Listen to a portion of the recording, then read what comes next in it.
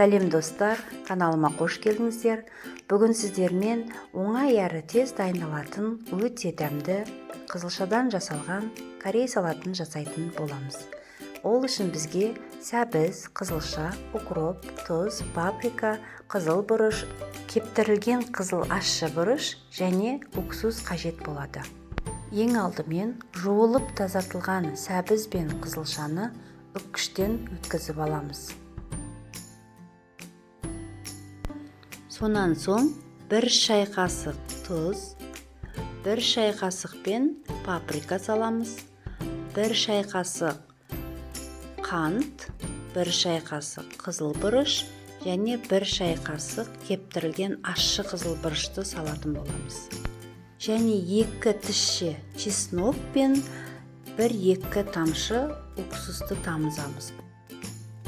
Ең соңында 50 грамм қыздырылған майды чесногымыздың және қоспаларымыздың үстінен құямыз. Укропты турап, барлығын жақсылап қолымен езбей араластырамыз.